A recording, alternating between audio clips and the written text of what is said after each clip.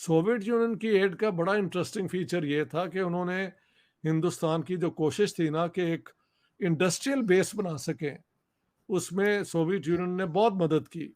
American मदद और किस्म की आई, लेकिन इंडस्ट्रियलाइजेशन ऑफ इंडिया में सोवियत यूनियन की जो मदद थी वो बड़ी इम्पोर्टेंट साबित हुई। पाकिस्तान को भी सोवियत यूनियन ने ऑफर किया था कि हम स्टील मिल लगा देते हैं। अस्सलाम वालेकुम, वेलकम टू ट्रू रेट्स। उम्मीद करता हूँ आप बिल्कुल फिट फाट जबरदस्त और शानदार जिंदगी गुजार रहे होंगे। तो आज हमारे साथ अब्दुल्ला भाई हैं और आज हमें ये बताएंगे कि आज की वीडियो हमारी किस टॉपिक पे है। आज का हमारा टाइटल है doctor Ishtiaq Ahmed Pakistan after 76 years of participation Arzoo Kazmi देखेंगे आपके साथ मिल गए। ओरिजिनल वीडियो का लिंक आरजू काज़मी के डिस्क्रिप्शन में। अगर आपको इस तरह के पॉलिटिकल वीडियोस पसंद आते हैं तो आप सपोर्ट एंड सब्सक्राइब कर सकते हैं आरजू काज़मी को। वीडियो फिर हम करते हैं स्टार्ट।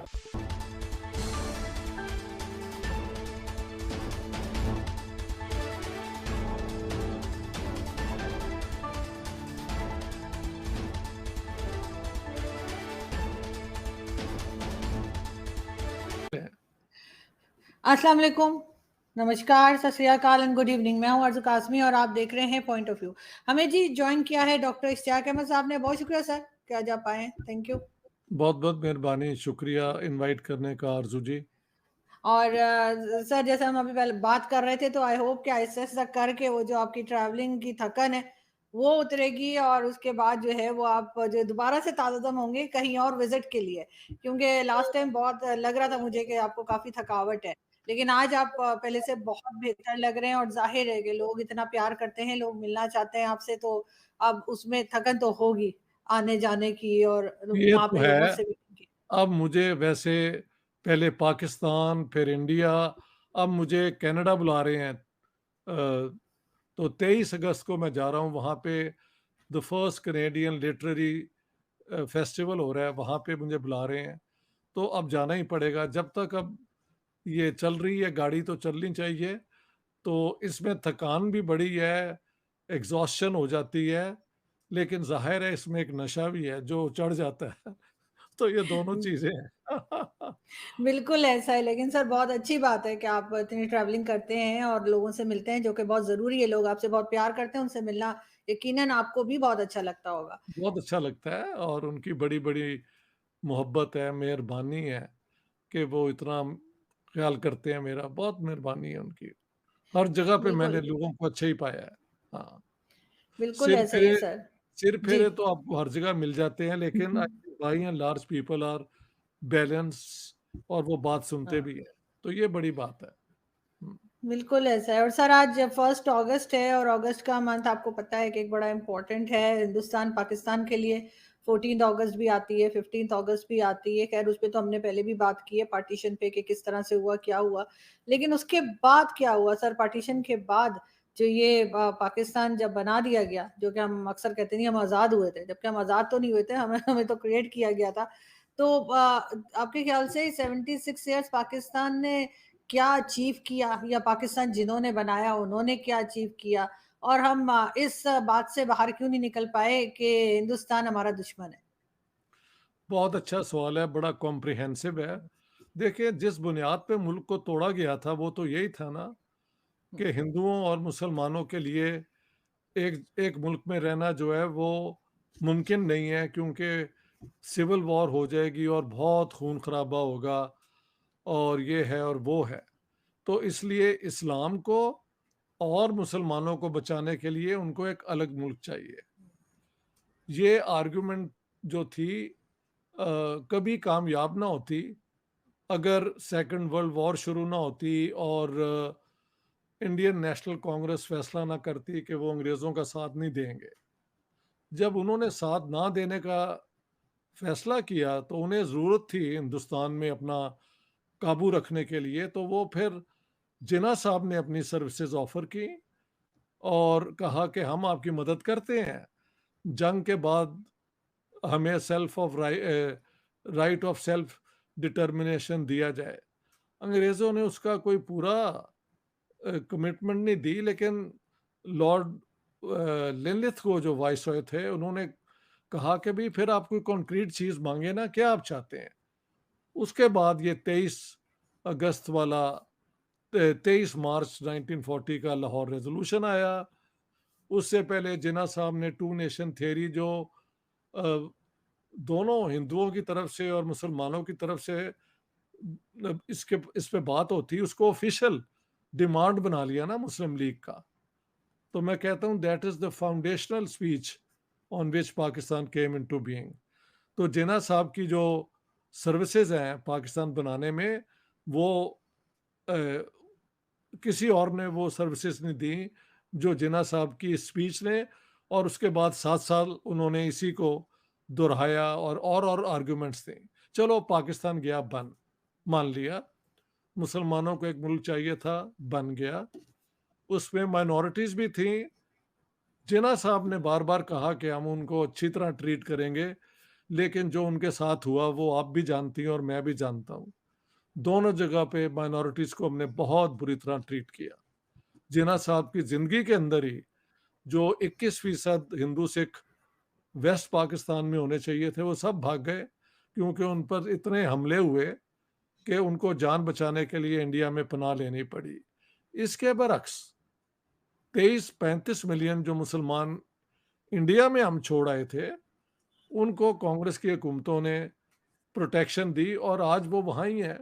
9.8% से वो 14.2%, अब तो कुछ लोग कहते हैं 15% हो चुके हैं। चलो ये भी हो गया। अब बात यह है कि पाकिस्तान ने क्या उसके बाद अचीव किया।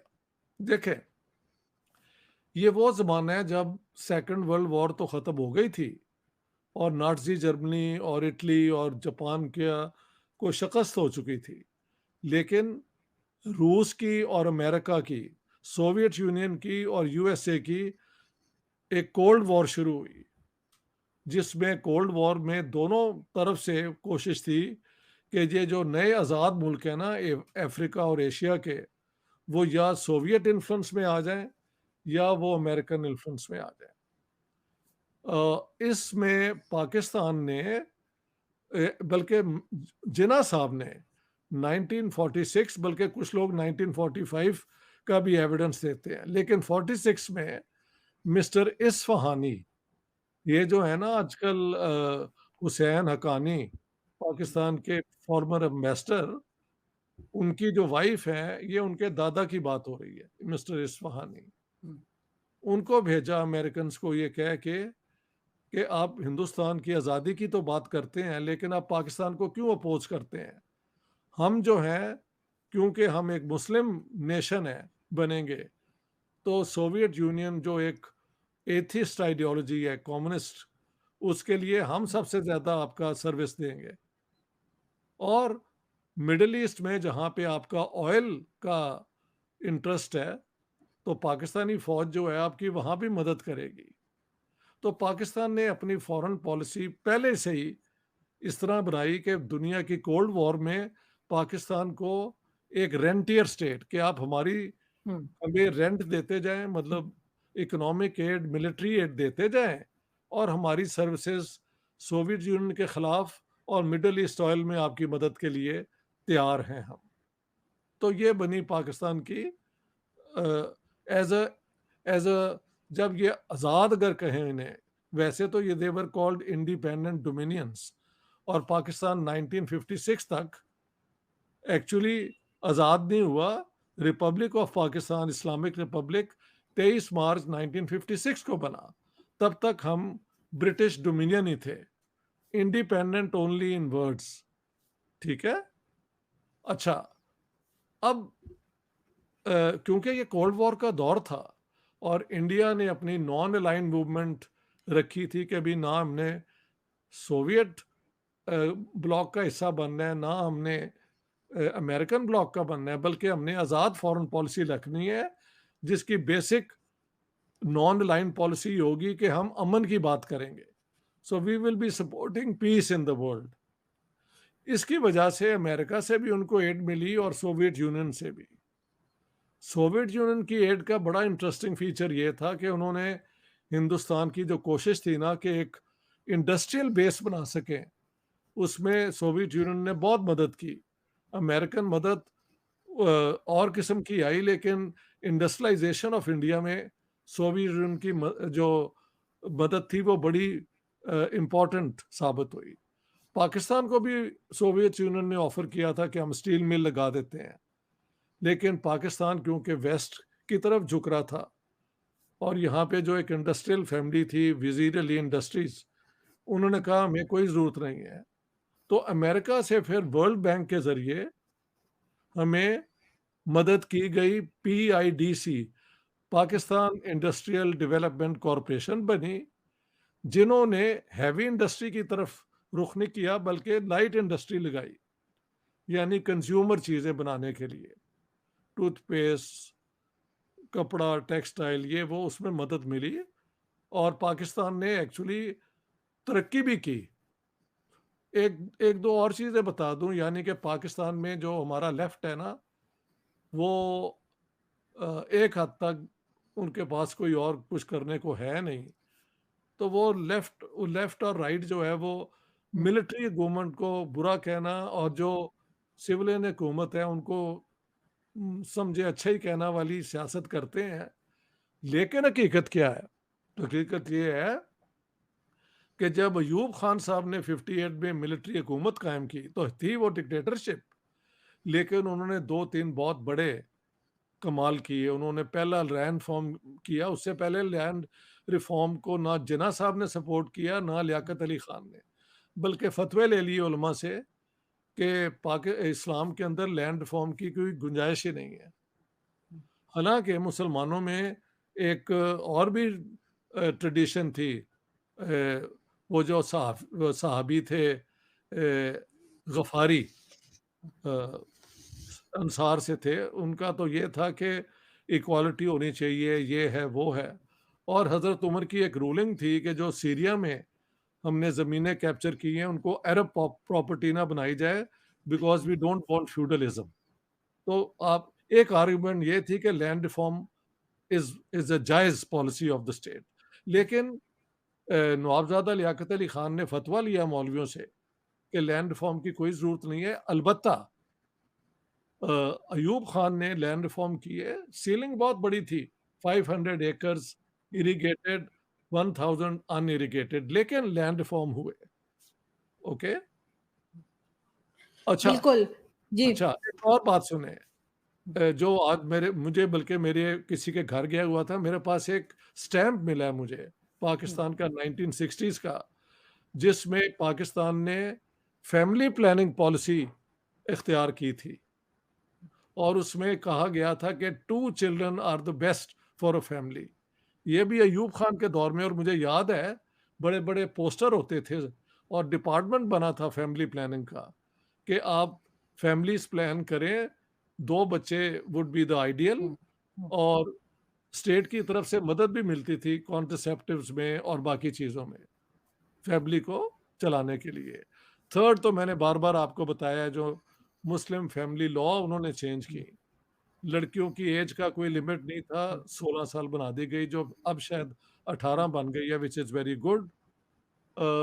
ये जो 3 तलाक वाला सिस्टम था उन्होंने इसे रोकने की कोशिश की बाय मेकिंग इट कि अगर आप अपनी बीवी के होते हुए दूसरी बीवी ला रहे हैं तो पहली बीवी की रजामंदी होनी चाहिए, और ये पहले, और तलाक अगर आपने अपनी बीवी को देनी है तो ये यूनियन काउंसिल में केस रजिस्टर होगा, जहाँ पे यूनियन काउंसिल की लोग बैठेंगे और कोशिश करेंगे कि भाई फैमिली के ब्रेकअप ना हो। और तीसरी जो उन्होंने की थी वो यही थी कि यतीम जो हो जाते हैं ना, दादा की प्रॉपर्टी से औलाद ना सुन्नियों में ना शियों में मिलती थी। उन्होंने कहा कि इस्लाम का मकसद जो है वो कमज़ोर का साथ देना है, तो ये गलत लॉ है, क्योंकि ये लॉ बाद में बनी थी ना, हनफी और जाफरी जो भी लॉ है वो चेंज कर दी। वो आज तक चल रही है पाकिस्तान में मुस्लिम फैमिली लॉ। तो अयूब खान का वो दौर जो है, अगर आप हमारी इंडस्ट्रियल ग्रोथ भी देखें 5.3%, और वर्ल्ड बैंक की तरफ से गुस्टाव पेपनेक की रिपोर्ट है कि Pakistan is an ideal case of capitalist development, यानी वेस्ट की कोशिश थी कि पाकिस्तान एक कामयाब कैपिटलिस्ट मुल्क बने, जैसे बाद में उन्होंने साउथ कोरिया, ताइवान और इनको कामयाब किया, सिंगापुर को, मगर इट स्टार्टेड विद पाकिस्तान। लेकिन पंगा क्या हमने ले लिया, पहले कश्मीर में 47-48 में मैंने बता चुका हूँ, तब लिया था, अब 65 में एक और जंग शुरू कर दी। 3 बंदे इन्वॉल्व थे, Zulfikar Ali Bhutto foreign minister, foreign secretary क्या नाम था उनका? अहमद अज़ीज़ अहमद और मेजर जनरल अख्तर हुसैन मलिक। इन तीनों ने एक प्लान बनाई, उसके 2 पोर्शंस थे, Gibraltar, operation Gibraltar and grand slam. वो नाकाम हो गया। मैंने पूरी अपनी जो किताब है ना, पाकिस्तान गैरजन स्टेट, सब डिटेल्स दे दी, और भी भाई बहुत किताबों में ये सब ज़िक्र आ गया। हाँ जी। तो जी, उसके बिल्कुल। बाद पाकिस्तान ने कभी दोबारा अपनी इंडस्ट्रियल ग्रोथ की तरफ रुख नहीं किया, बल्कि जंगों की तरफ, और इंडिया के साथ वो क्या कहते हैं, मिलिट्री कंपटीशन में आ गए।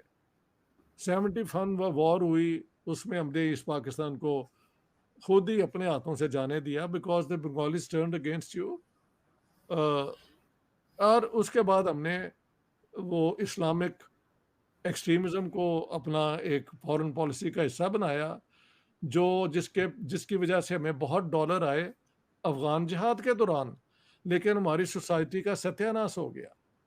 मुझे याद है, उससे पहले जब मुहर्रम का होता था, तो जो शिया हैं वो मातम करते थे, जो सुन्नी हैं वो सबीलें लगाते थे, और सब बड़े अमन और एहतराम से होता था। अब आपको पता है क्या होता है मुहर्रम के दौरान, क्यों जी? वो बिल्कुल। सारे कितनी एक्सट्रीमिज्म आ जाती है, और बल्कि ये भी कहना चाहिए कि जो एक मातमी तरीका भी था, वो अब ज़्यादा वहशी तरीका हो गया, मैंने नोट किया है। वहशत की तरफ आ गए हैं, और जो उनके ओपोनेंट हैं वो इन पे हमले करने के लिए तैयार हैं। तो एक्सट्रीमिज्म पाकिस्तान ने खुद ही अपने स्टेट में प्रोड्यूस की। रिजल्ट क्या निकला? सोसाइटी के अंदर जो था ना, एक दूसरे का एहतराम, वो ख़त्म हो गया। हाँ जी। बिल्कुल और ऐसा ही है। जी। और इंडिया के खिलाफ तो पहले से हम anti Hindu, anti Muslim, anti Hindustan जो पॉलिसीज थी, वो जंगी जनून में ग़ज़वा हिंद और पता नहीं क्या-क्या नॉनसेंस बातें हमारे शुरू हो गई। नेट रिजल्ट ये है कि कुछ ना कश्मीर का मिला, ना सियाचिन में कुछ मिला। ईस्ट पाकिस्तान हमारे हाथों से निकल गया। और क्या हमने कोई जमहूरियत बना ली? I am sorry, no. क्या हमने एक कामयाब इस्लामिक रियासत बना ली? I am sorry, no. क्या हमने एक कामयाब पॉलिटिकल सिस्टम बनाया? I am sorry, no. क्या हमने हिंदुस्तान से बेहतर इकोनॉमी जिसके चांस बन रहे थे उसको कायम रखा? The answer is I am sorry, no. आज जो हाल है, आप तो इस्लामाबाद में रहती हैं, मुझसे बेहतर जानती हैं, मैं 9 हफ्ते में I have come back deeply shocked. Economy का बुरा हाल है, नौकरियां मिल नहीं रही लोगों को। इंडिया में मैंने जाके देखा है उनकी आईटी इंडस्ट्री, और आईटी का बार-बार मैं ज़िक्र करता हूँ, हर किस्म की इंडस्ट्री, फार्मास्यूटिकल्स, वो दुनिया में कम्पीट कर रहे हैं। अब वो ये जो है चिप्स बनाने वाली जो है, सेमीकंडक्टर के अंदर इन अ बिग वे आ गए हैं। सो इंडिया जो भी है, अपना डायरेक्शन सही है। हमने सारे डायरेक्शन जो है ना गलत रखे, और 19 अब 75 76वीं जो होगी पार्टीशन की जो है, उसमें है कि पाकिस्तान ने ज़ीरो अचीवमेंट की है। मैंने तो ये देखा है। हमारी बिल्कुल मिडिल ऐसा। लेकिन सर हम कुछ सीखने के लिए आपको लग रहा है कि कुछ लोग हैं जो अभी भी ठीक होने के लिए तैयार नहीं, क्योंकि ना तो सर सिविलियन गवर्नमेंट कुछ संभाल पाती है, और जब डिक्टेटरशिप आती है तो वो भी ऐसा लगता है कि कुछ भी संभाल नहीं पा रहे, खास तौर पे इकोनॉमी। नहीं, बिल्कुल सही है, बिल्कुल सही है। और यहाँ बैठ के एक ऑप्टिमिज्म की बात करना इर्रेस्पॉन्सिबल होगी, क्योंकि अगर इनके पास अकल हो, तो ये अपने नॉर्मल बातें करनी शुरू कर दें ना। हिंदुस्तान के साथ ट्रेड की resumption is a basic, I think, requirement, वो शुरू करें। पाकिस्तान में लोगों को रिलीफ मिले। हाँ जी, गुड्स जो हैं वो बिल्कुल। सस्ती आएँ, हम भी अपनी चीज़ें यहाँ मार्केट करें इंडिया में। ट्रेड के साथ-साथ जो है ना, नफ़रतें वो हमेशा ख़त्म हो जाती हैं, या वो नफ़रतें चाहे रहें भी तो वो साइड पे आ जाती हैं, और मुल्क अपने इंटरेस्ट में ग्रो करते हैं, प्रॉस्पेरिटी। अब इन पाकिस्तान अगर ये करने को तैयार नहीं, तो मुझे लगता है इंडिया भी कोई पाकिस्तान के लिए ज़्यादा अब वो जो था ना एक दौर में कि let's go together, they don't think in that way. वो कहते हैं नहीं तो ना सही करो, फिर हुन तुसी जो मर्जी। So that's the problem. Sir वो तो जान छुड़ाते हैं, वो तो कहते हैं भाई तुम जानो तुम्हारा काम जाने। हाँ, हाँ, भारत में हाँ। कई लोग ऐसे हैं जिनसे बात होती है, वो कहते हैं हमें कोई ताल्लुक ही नहीं रखना, अच्छा ना बुरा, जी, जी। पाकिस्तान के साथ। खैर ये भी मुमकिन नहीं है, क्योंकि जब आप नेबर्स हों तो ये कि नहीं आप कह सकते कि ताल्लुक कोई नहीं होगा। ताल्लुक नॉर्मल हो जाए तो अच्छा है, बेहतर हो जाए तो और भी बेहतर है। तो ये कोई बिल्कुल। आर्गुमेंट नहीं है कि हुँ, हमने बिल्कुल नहीं करना, लेकिन वो आ गए हैं तंग। हुँ, उन्होंने कई कोशिशें की हैं under the WTO, world trade organisation के उसके मुताबिक ऑल मेंबर्स को आपको देना चाहिए मोस्ट फेवर्ड नेशन, और नेबर्स को तो खास तौर पे अमलन ये हो जाता है। वो इंडिया ने हमें दे भी दिया, वी रिफ्यूज्ड, हुँ, और बाद में हमने ट्रेड बंद कर दी।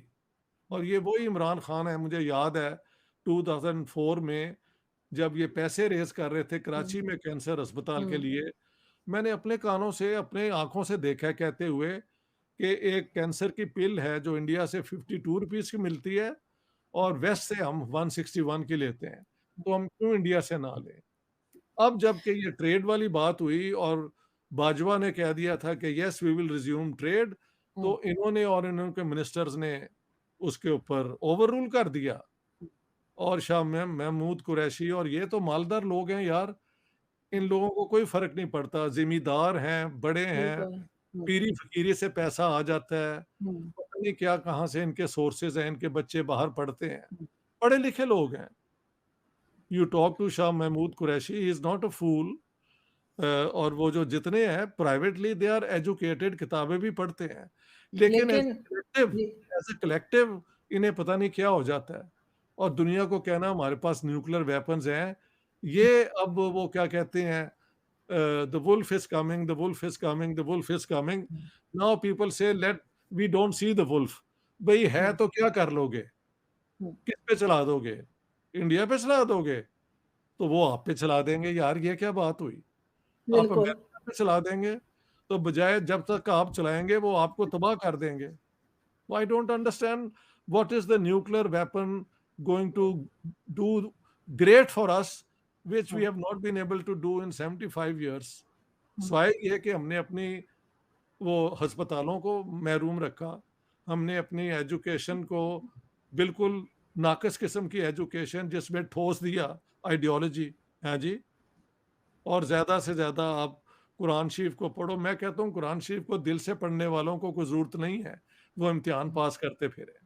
हाँ जी, मगर इम्तिहान में अगर आप ले आएँगे, तो लोग वही चीट करेंगे, फटो वो हाथ पे लिख के ले जाएँगे, जो कि हुँ। होता है, मुझे तो पता है, होता है सर, होता है बिल्कुल।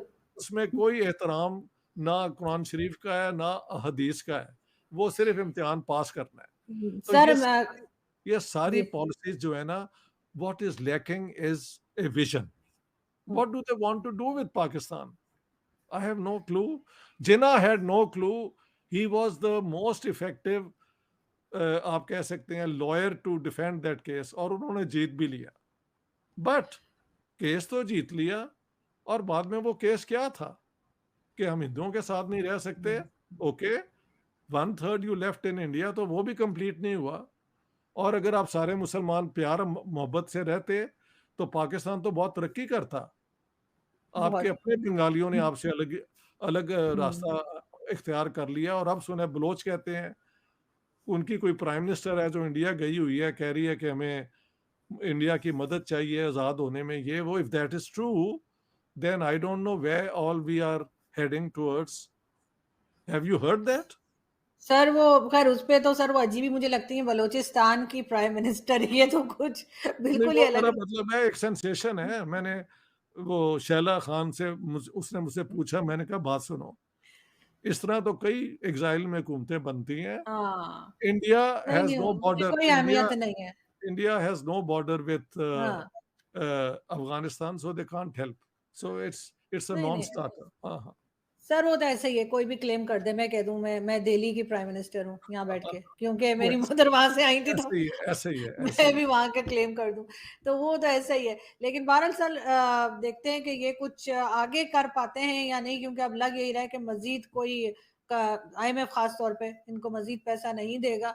तो अब ये किस तरह चलते हैं। मगर एक चीज सर जरूर मैं आपको कहूंगी कि ये शाह महमूद कुरैशी, इमरान खान और जितने लोगों की आपने एग्जांपल्स दी जो बहुत पढ़े लिखे हैं, तालीम ने सर इनका बिगाड़ा कुछ नहीं है। ये हमने मतलब वो तालीम है ने कि इनका कुछ नहीं बिगाड़ा, नहीं, बिल्कुल सही है। कुछ नहीं सीखा इन्होंने। और ये जिस तरह की बातें करते हैं, और अभी तक जो ये अपने इन्होंने वो बना रखा है शाह महमूद कुरैशी साहब, जहाँ पे वो दुआएं और फूके कर रहे होते हैं और बाल तक काट रहे होते हैं, वो वीडियोस भी मौजूद हैं। तो इनको उसका मतलब है कि एजुकेशन ने इनका कुछ नहीं बिगाड़ा। तो ये सीधे माल सिंपल जहाँ है। से आता है वो ठीक है, वो ये सब गुर जानते हैं, हाउ टू अर्न मनी, ठीक है ना? तो ये मसला तो, है। तो सर लोग भी तो इसी माइंड सेट के हैं ना, वरना अगर लोग ऐसे ना होते तो इनकी दुकान ना चलती। बिल्कुल ये भी ऐसा ही सही, ये भी सही है। है। क्या किया जाए? बहुत शुक्रिया सर कि आपने आज ज्वाइन किया। You are thank you so welcome much. जी। All the best, all the thank best. बहुत क्रिस्प और ठीक-ठाक होता है, फोकस्ड, यू। बिल्कुल always बिल्कुल। focused. The Indians keep on telling me Arzu is number 1 and number 2 is Shaila, क्योंकि शैला भी वो फोकस्ड आर्ग्यू करती है, कई तो मुझे तंग कर देते हैं, मैंने पूरा जवाब दिया है। वीडियो ख़त्म हो चुका है, देखा आप लोगों ने, वीडियो कमाल का वीडियो था। असल में जो डॉक्टर इश्ताक अहमद है ना, ये गए थे कराची में, कह रहा था इंडिया गए थे ये, और इनको बड़ा वहाँ से प्यार मिला है। इनकी किताबें लिखी हैं इन्होंने, हिस्ट्री के ऊपर अपनी एक लाइफ डिवोट की है, और उसके बदले में जो इनको प्यार मिल रहा है। पाकिस्तान आए थे, पाकिस्तान के बाद इंडिया गए, अब इनको आ रही है जो इन्विटेशन है कनाडा से, इनके काम की वजह से। हिस्ट्री के ऊपर किताबें लिखते हैं और बड़ा इनकी रिसर्च है हिस्ट्री के ऊपर, ठीक है, तो बड़ा ज़बरदस्त इनका काम है। तो उस पर भी लग रहा है उनकी बातों से कि ये बाकी हिस्ट्री पढ़ते हैं और हिस्ट्री का पता है कि है क्या, क्योंकि हिस्ट्री तो पूरा एक समझ लो कि जंगल है। हाँ बिल्कुल, उस जंगल के अंदर से एक तिनका अपनी मर्जी का निकालना, मर्जी से मुराद ये है कि उस पॉइंट का निकालना जो आपको उस वक्त चाहिए। तो ये सबसे बड़ी बात है। बिल्कुल, बड़ा अच्छा इन्होंने जो है ना वो बताया है, इस जो जैसे उन्होंने बताया कि पाकिस्तान किस तरह बना और थोड़ा बहुत उसके बारे में हल्का पाकिस्तान बना या आज़ाद हुआ तेरे ख्याल में? बना ही है, आज़ाद तो नहीं इस तरह कह सकते जिस तरह के हालात मेरे को पूछते हैं कि किस तरह, मतलब दोबारा बोल। मतलब अभी जिस तरह के हालात हैं इस टाइम के मौजूदा, तो अगर मेरा ख्याल है कि अगर कोई अपना बनना तो मुश्किल है। नहीं वो तो बन गया, लेकिन वैसे कह रहा हूँ बना या आज़ाद हुआ तेरे ख्याल में? बना ही है, आज़ाद तो नहीं कह सकते। हाँ, आज़ाद तो तब होता है ना जब पहले होती है एक चीज़, तो फिर किसी से अपने आप को छुटकारा दिलाए तो फिर आज़ाद होती है। जब पहले पाकिस्तान का नाम ही नहीं था तो पाकिस्तान आज़ाद फिर कैसे हुआ? ये कितना बड़ा चूरन देते हैं। अब हम भी वीडियोज़ में, कोई आज से कुछ साल पहले वीडियोज़ में यही कहते थे पाकिस्तान आज़ाद हुआ, पाकिस्तान आज़ाद हुआ। भाई पाकिस्तान बना, ठीक है, मिस्टेक होती है। हम भी ऐसे आगे ये चीज़ बता रहे हैं लोगों को कि इंडिया आज़ाद हुआ है, पाकिस्तान बना है। तो जो बाकी इन्होंने बात की है पाकिस्तान और इंडिया के सफ़र के हवाले से, वो आप लोगों ने सुनी है। इंडिया का सफ़र अब ऐसी जगह पे जा चुका है जहां अब इंडिया को कैच करना, खासकर पाकिस्तान के लिए ऑलमोस्ट नेक्स्ट टू इम्पॉसिबल है in near future. In near क्या, इन बहुत आगे वाला फ्यूचर बहुत आगे वाला। आगे भी इंडिया को कैच करना बहुत मुश्किल है, पाकिस्तान की भी अभी फिलहाल बहुत मुश्किल है। अगर कोशिश करें तो कोशिश करने से हो सकता है, लेकिन उसमें टाइम लगेगा, बहुत ज़्यादा टाइम। कम से कम 40 साल तो कोई नहीं गए इंडिया को। मैंने बहुत कम किया है अभी, जिस तरह 40 साल में उन्होंने कहाँ होना है और 40 साल में हमने कहाँ पे आना है, उनकी स्टेज तक नेक्स्ट टू इम्पॉसिबल अभी लगता है हमारी जो करंट सिचुएशन है उसके मुताबिक। और उन्होंने फिर वहाँ से कितना आगे चले जाना, यही बात है ना। अभी 100 साल मुश्किल है कि थोड़ा उनके हाफ आते आते भी पाकिस्तान की जो सिचुएशन है। लेकिन उम्मीद है कि अगर सही अपने आप कर लेते हैं तो फिर हो सकता है, अगर नहीं करते तो फिर आप पता ही क्या होगा। क्योंकि हमारी जड़ों में ना कोई चीज़ें बैठी हुई हैं, कुछ मसले हैं ऐसे जिनसे वो आज़ाद है और उनकी स्पीड हमसे बहुत ज़्यादा है। अगर हम अभी भी काम करते हैं, लेकिन हमारी जो जड़ें हैं वो अभी भी खोखली हैं, हम इस पर काम करेंगे, बिल्डिंग बनाएंगे, नहीं काम करेगी वो बिल्डिंग। जब तक हमारा ये जो रिलीजन का मामला है, जब तक ये हमारा हल नहीं होता ना, कितनी देर तक नहीं नहीं हो सकता। क्योंकि हम हर चीज़ रिलीजन की एनेक्स से देखते हैं। जब हमने देखना है सब कुछ रिलीजन की एनेक्स से, तो हमें कहाँ कोई एक्चुअल चीज़ नज़र आनी है। हमें एक्चुअल चीज़ देखने के लिए ट्रांसपेरेंट शीशे से देखना पड़ेगा। हम एक्चुअल चीज़ देखना कब चाहते हैं? वही बात है, उसके लिए ट्रेनिंग चाहिए, उसके लिए माहौल चाहिए, और वो माहौल हमारे यहाँ पे आपको पता है मिलता नहीं है। और ना ही वो लोग जिनको पता है वो इस चीज़ की जिम्मेदारी लेते हैं, क्योंकि वही है पीछे ना, जिसको पता ही नहीं है वो बेचारा क्या करेगा। लेकिन जिसको पता है वो अगर आगे आके बात नहीं करता, या वो आगे लोगों से शेयर नहीं करता कि रियलिटी है क्या, असल कसूरवार तो वो है। जैसे अब हमारी बात है, हम अक्सर वीडियोस में ये बात करते हैं, हमें तो पाकिस्तान से तो ये चीज़ें नहीं मिली, इत्तफाकन हमने इंडिया की वीडियोस देखना शुरू की और हमें ये समझ में आया, पता चला कि यार अच्छा रियलिटी हकीकत असल में है क्या। तो अब हमारी जिम्मेदारी बनती है कि जहाँ भी हमें मौका मिले, जहाँ भी हम बात करें, एक सही तरीके से लाइट मूड में, कि बात गर्म भी ना हो और हम अपना एक मैसेज भी पहुँचा बात बेशक गर्म हो जाए लेकिन हम गर्म ना हो, बस नॉर्मल बात की जाए। हाँ मतलब ये ज़्यादा बेहतर कहा है तूने। तो इंशाल्लाह उम्मीद करता हूँ कि आपको भी काफ़ी पसंद आई होगी आज की वीडियो हमारी। अगर अच्छी लगी तो लाइक करें, अगर नहीं लगी तो डिसलाइक करें, और कमेंट सेक्शन में अपनी ज़ाती राय से लाजमी आगाह कीजिएगा। और हम आपको मिलेंगे नेक्स्ट वीडियो में ठीक 2-3 घंटे बाद। अल्लाह अल्लाह हाफ़िज़।